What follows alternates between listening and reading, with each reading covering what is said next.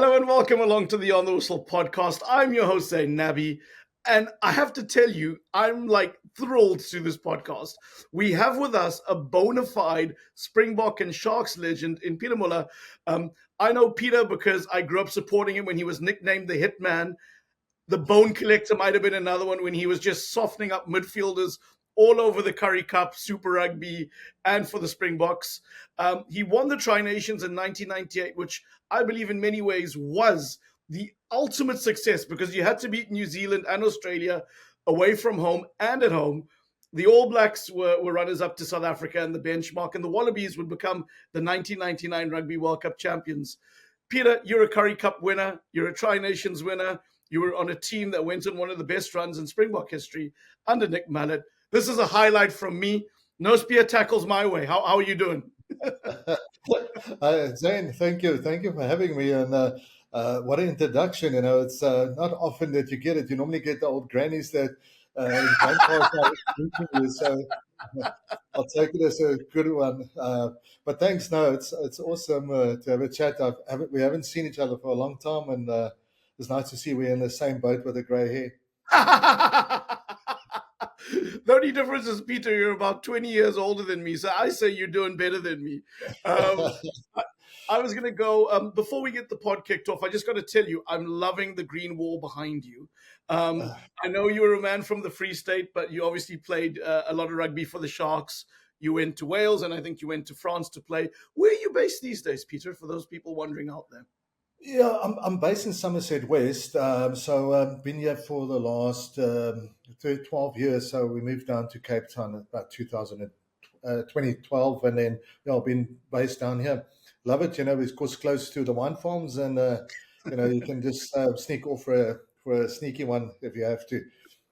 Oh, Peter, living the dream, living the dream. Well, listen, Peter, this is obviously, the reason we have you on here is you were part of a successful Springbok team that won the Tri-Nations, which was the precursor to the Rugby Championship. And you won in New Zealand, which is quite a rare feat for not just South Africans, but any rugby player. In 1998, you guys had beaten the Wallabies in your opening game in Perth. You then went to New Zealand and you won there. Take me back. What was it like preparing for that game so that people can understand, what it's like to be, in what some people describe as the rugby nation, New Zealand, preparing for a game of this magnitude? I think if we take it back to the Tri-Nations, I think we had a good easy start to the season, with some of the games. But leading into it, I think there was already momentum created from late 97 going to 98. So I think getting into that first game overseas with Australia was, I think we weren't playing great, and it was a tough one. But still, we got through it, and we had to go to New Zealand. I think was the last game on the old. I'm trying to just shows you our age now. The old Wellington Stadium. So it was right on top of the mountain, and it was quite difficult to play there sometimes because it depends on the wind. It was a tough one that day. I think maybe if you look at the replays today, Jeff Wilson scored maybe a try on the dead ball line or just before. I still remember kicking the ball away.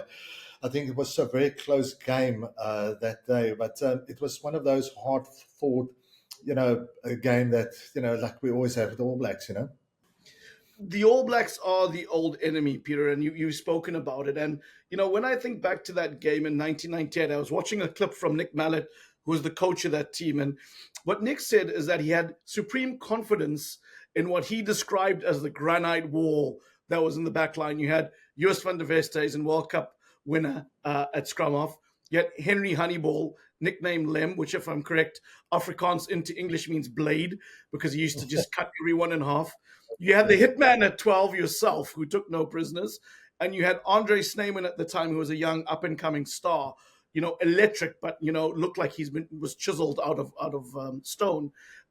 Is that what it takes to win in New Zealand? Having a defensive team that can stop everything they threw at them? And what Nick said, I think, was a compliment to you and your your teammates was that whether it was Bunce or Little, one of the great New Zealand combinations at centre, or somebody like John Olomu, who was still around back then, Yeah. they wouldn't get through you. You guys were going to stop them dead in their tracks. Is that what it takes to be successful?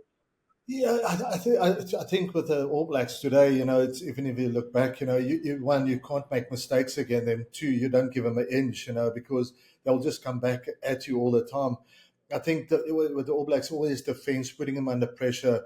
That's always going to be, if you can do that, you've got a chance. But you're going to have to do that for 80 minutes. I think that, I think in 98 was for us was the defensive line. You had Andre Venter as well. Rassie was out there. So that space between scrum or line out till 4:13, was difficult to penetrate. I remember Tane Randall said to us in the Super Rugby the year after, they just said, we don't know how to get through you guys, because if Lem doesn't get you, Andre Venter gets you, and if it doesn't, Muller gets you. It says it was just a difficult, for them to find a spot where to go, and if they go wide, they'll miss out, maybe on a loose ball there, or just away from their forwards, and it's not what they wanted to play. So yeah, I think again, if you look at how we always play the All Blacks, you have to put them under pressure for 80 minutes. That's I think that's the bottom line. You played in that game. There was obviously success at home. There was a legendary comeback in Durban, your home stadium, against the All Blacks. There was the victory against the Wallabies when you won the title in Ellis Park in Johannesburg. For you, again, not to put words in your mouth, but what was the of all the victories you had, what was the highlight on that trip? Because winning in New Zealand is, what do we say in South Africa? It's as rare as ostrich teeth because it's mythical in many ways. It is. I think it's just, the All Blacks has always had this aura and, around them, and they always will have, and I think going there, beat them there, that was, I think that's, everyone wants to do that. Even when we, I think the 93 or 94 tour, you struggle to win there, it's not easy. So I think getting away with that just gave us confidence when we came back. Even at Ellis Park, when we were behind that, I think me and Rassie were sitting next to each other, and Nick was swearing as much as he can, in his brilliant English. And and luckily not like the Cape Townians swear, but you know what I'm talking about. Exactly. But he, I think we're sitting there, and like Rassie we were like both, like, it doesn't look great, eh? And nobody said nothing, everyone was quiet. So I think it just needed a US to spark something, or something to spark, and I think that momentum just gave that confidence. You could just see I think it was the last like 18 or 19 minutes. It just went, and then I think the final playing at Ellis Park, I think we were just at a high, like a high that what, nobody can beat us now, type of thing. You said something interesting there, Peter. You said, I always believe the All Blacks have their aura. It's interesting because I was reading Jake White's column a few days ago where he said he feels like the aura has gone from the All Blacks. It's something I've said on this pod a while ago. I said it, a long time ago in conversations around the Braai with friends, particularly ahead of the 2023 World Cup, because, these days, Ireland beat them pretty regularly, and that's not to take anything away from Ireland. They're a benchmark team. The Boks are highly competitive against them. And in those days, those were the early days of Argentina turning them over, which now seems to have become something that's happens with a bit more regularity. And I think their aura has gone from the perspective of they question themselves a lot more than they might have done in the past, where they just had this supreme confidence. But you think the aura is still there and intact? I will never take it away from him. I think it's like South Africa when you beaten down when we lost 50-0 to Australia, New Zealand. Yes.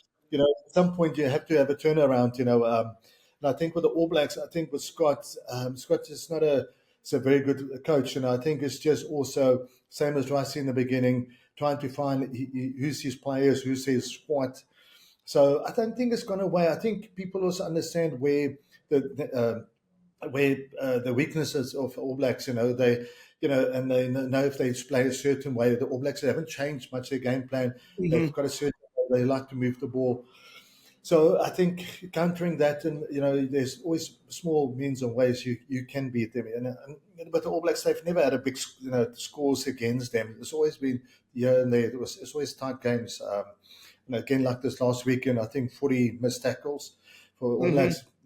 It never happens. So again, for us to play this test on Saturday, it's going to be a toughie because they want to prove a point. I think everyone at home took them out. So, I think the aura is still there. I think it's just they're finding them, themselves. Maybe in a year or two when the World Cup is back, you never know. Peter, I wanted to ask you this because this is also built into the aura question, is that the Boks had an unconvincing win against the Wallabies in their last outing. For me, I was really happy to see them return to more of a tactical kicking, scoreboard pressure kind of game, but more control that somebody like Handre Pollard brings. And obviously next to him, having someone like Damian Delande who can take the ball up and give you that security. And, let's call him Pieter Muller light so that we keep the hitman intact. I'm joking. Respect to you. But the All Blacks themselves are off a loss against Argentina in Buenos Aires, their first ever home win for the Argentinians. They've beaten them in neutral territory and beaten the All Blacks in New Zealand. Which team do you think comes into this game under more pressure? Is it the Springboks or is it the All Blacks and Scott Robertson? It's actually a good question. I think that's it's going to be like a 50-50. I don't think you can find a friend for that one. But I just think we've been, we haven't dominated. If you look at Australia, we haven't dominated line-out scrums. Now, again, you ask the question, is Russie and them just trying different combinations and see where they go later on in the year or for next year or the year after. We just don't know with Russie. I think Tony Brown mentioned a while ago, you just don't know what Russie is up to. One day it will just change on a Thursday. We need to do something different. So I can't read this, but at the moment we're not dominating the scrums and lineouts where we are strong. I think our running game, with Tony, is to improve. It's just when it's the right time to move and not to go wide on that. And I think also the last game they a bit more tactical. I think they knew they had to win that game. If you look at it very carefully, I think we should have lost that game. It was a very tight game that maybe one or two calls could have gone the other way. It's one of those tight games either way. No, I couldn't agree with you. I think this game will come down to inches just because, yes, it's world number one versus world number two. It's the two teams that are top of the pile. But in many ways, you get the sense that the Boks, they had that start to the season against Italy and Georgia where they weren't properly tested. They experimented. They did some innovative things with lineouts in the middle of the field and kickoffs directly to start scrums. But now it feels like they're battle hardened after those two games against the Wallabies. The Kiwis have obviously had a tougher schedule because they've went to Argentina and then they start off with France. We could call them a B team or C team, but it was a very good French team that still took to the field. And I feel like the teams are just coming together at the right time. Like you mentioned, it's going to be tight. I think it will be tight this weekend. If you ask me for a prediction, I don't think there's maybe 3 to 5 points in it. I think it'll be that tight. And I don't think we're going to see a high score. If I was Russie, and he is a genius, I am not. Peter, we work together, so I know you're a very, very good rugby coach and you've got your qualifications. But let's just have a little bit of fun here. If we were putting the game plan for the Springboks together, I would say scrum dominance, win your ball in your lineouts, tactical kicking to corners, and take the points on offer and keep the scoreboard pressure going because that's going to put doubt in those players' minds. Yeah. Would you agree, or how would you tweak that plan? No, 100%. That's the only way you can play it. I think is finding that opportunities, and there won't be a lot. I think there can be here and there that when you get that opportunity to score, you're going to have to score. But it's getting those points on the board. I think you could see it with Pieter Pollard as well when when he started as well. They got points on the board. And it's so important. Those 3, 6, 9 points. Suddenly to score a try and your defense is good. It becomes tough, and when you get desperate, you start chucking balls around, making mistakes, and I think that's what even happened with the All Blacks in Argentina. So they want to play, but if you put them under pressure defensively, they will struggle. But again, I think they'll be up for it. It's Eden Park, haven't lost there, so I think it's going to be a very tight one. I think for South Africa, if you think about it, never won there, so is that another feather in their cap? That we'll have to wait and see. There are people, Peter, who are saying this game is as big as a World Cup final. It's the number one versus number two. The All Blacks are undefeated in 50 tests at Eden Park. There's a 31-year record that's looming there. If the Boks were to break the streak, what type of achievement do you think it would be for somebody like Rassie and Sia and the boys who've won back-to-back World Cups? They've won rugby championship titles. They've done a series win over the lines. Like, where would this win rank? Well, yeah, it depends. That all depends on what the team's goals are for this year and what they've set out. If you just go back to the last point, I think if that's that they really want to win this game because they've never won there, is that a motivation in itself? That's a question you have to ask. I think Rassie, they want to build on just for this championship because it's still important. It's everyone doesn't look. There's nothing in it. Australia's lost, South Africa's lost, New Zealand's lost, and this away game is very important. Even just winning one of them, because otherwise you've got Argentina away still. There could be another a banana slip there, or and back home then. So it's all even out. So you need this a big win. Not a big win. I mean a win at New Zealand and even two. But coming back to a World Cup, I think the All Blacks, after the World Cup year, they're starting to play for, last weekend. So you've got a double whammy now. So, I think they've got a lot to play for, and I think they'll come out for it, physically and tactically they'll come for us. I got to ask you, Peter, you've obviously been one of the Springboks legendary number 12s. And we've all got an opinion on this, right? If you were a number 12, who would you want standing there at 10? Would you want Handre Pollard? Would you want Manie Libbok? Or would you want Sacha, Feinberg-Mngomezulu, and why? Oh, all three of them can.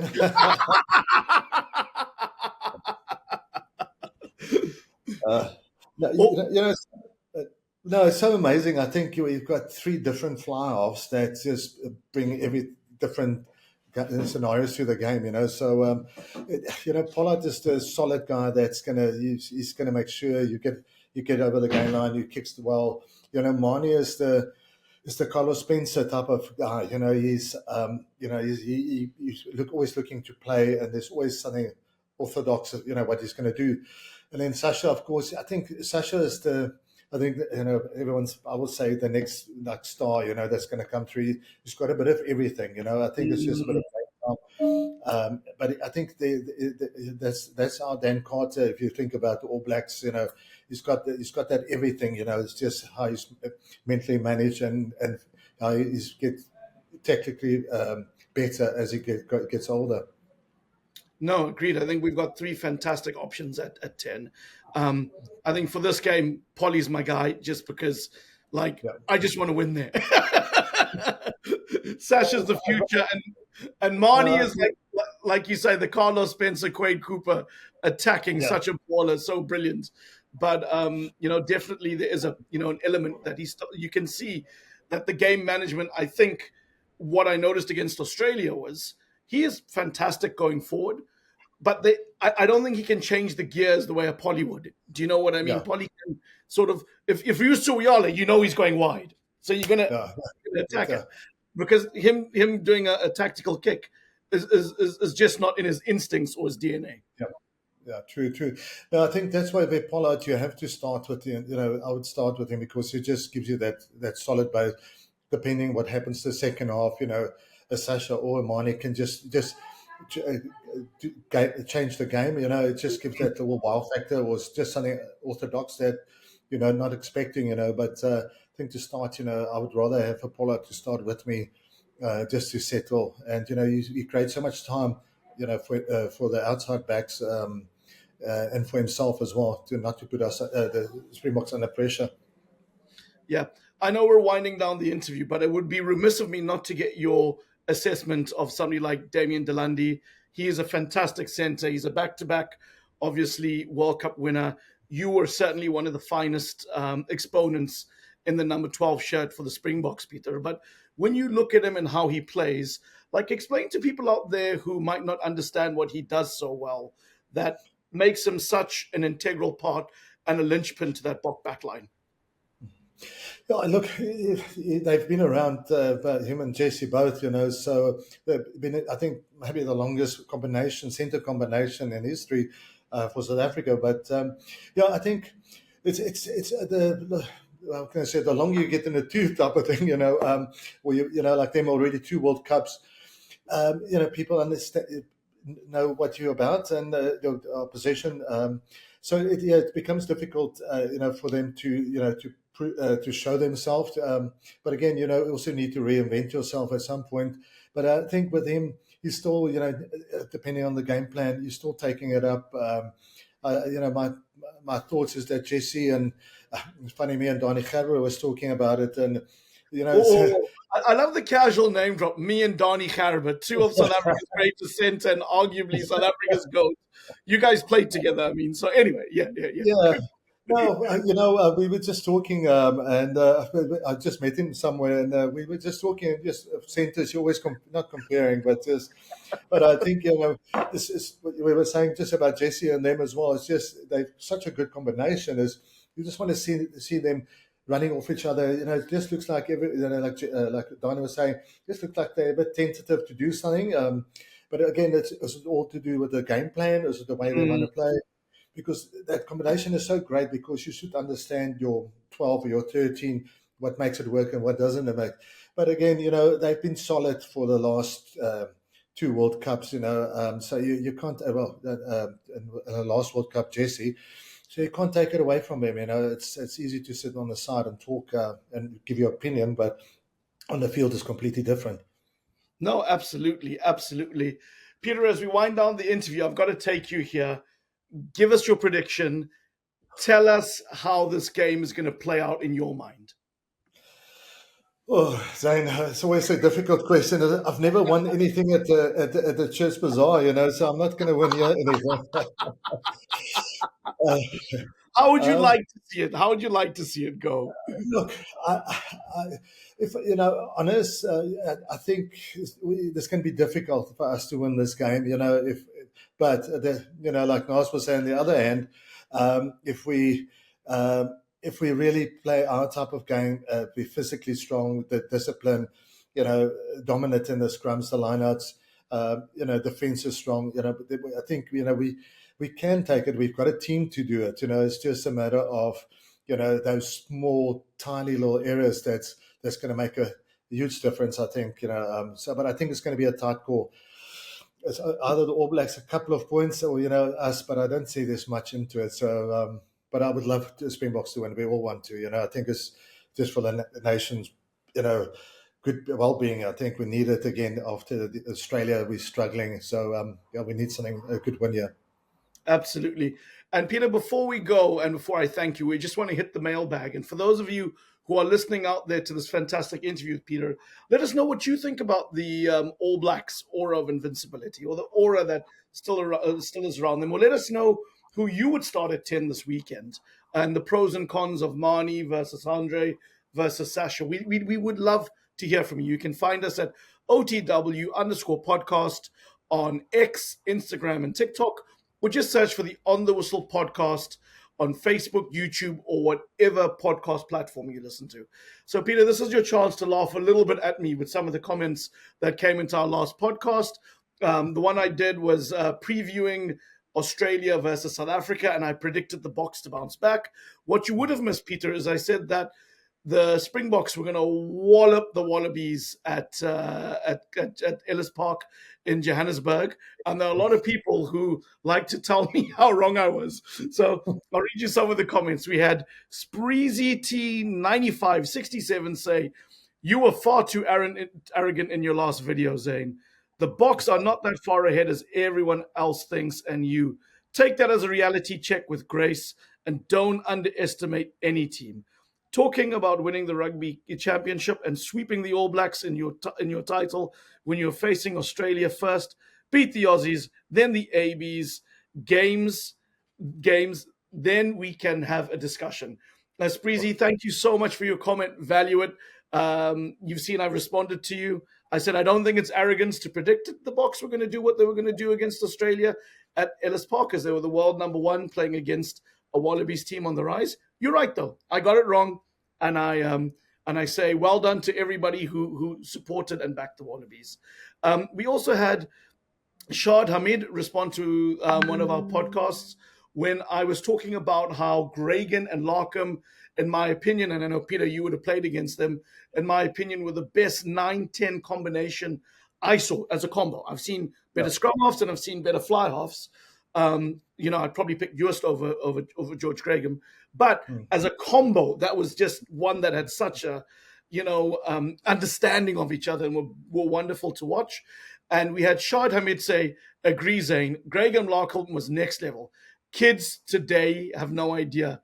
Peter, let me bring you in there quickly. What was it like playing against Gregan and Larkham? I know you played against them in a semi-final in a World Cup. So what was sorry to interrupt you, but no, they, they like the cricketers. Those two. They will chirp you all day along. That's the worst part about it, and you know what Gregan was like. But as a combination, they just made between even the forwards of Gregan or of Larkham, the angle running, they just ignited that whole around the base, getting different runners, but you never knew what's going to happen, if it was of Gregan or of Larkham, technically they were awesome. You're always worried what they're going to do, and I think you could see it that the centers, Jason Little and Horan, they just feed off it, and Joe Rolfe, and they all just feed off it. And the forwards that you had some big forwards running off you as well, So they were very much like us at the stage where we were playing like Honeyball, very flat in your face. So it was difficult, at times, just had to contain them as well, or pull Gregan into the loose scrum and smack him, So but I've never done that. If you did, most Bok fans wouldn't mind, and I'm sure. And I've met George. What a competitor! What a man! I'm sure you would have said, "I might have deserved it." Probably a tickle and a squeeze somewhere, but that's all, Exactly. And the last comment, Peter, was from Manie, and he said, "You have to play your best all the time, build combinations, and make preparations. If you keep changing against top tier teams, that could harm you." Listen, Monihan, value your opinion. I understand that, but I also know that Rassi and other coaches have other events that they're building towards and other competitions. So if you can't test out combinations now, when will you get the chance? Peter, thank you for joining the pod. This was really fantastic to do. We wish you well, and I can't wait to see you somewhere in the world to have a nice steak, chips, and a cold one. And as Osteran famously once said, when he was asked in Australia, how would you like your steak done? And he said, big. Yeah, that's true. But Zayn, I'm sure we're going to have to go back to Durban and have a nice bunny chow for the that doesn't know about a Durban bunny chow. We'll have to have one day. Peter, that's why I like you. Your ideas were always better than mine. A Durban bunny chow would be fantastic. To those of you listening out there, if you don't know what a bunny chow is, go and Google it and let your mouth start watering now. Cheers, Peter. Have a good one. Cheers, Zayn. Thank you. Thank you very much, everyone.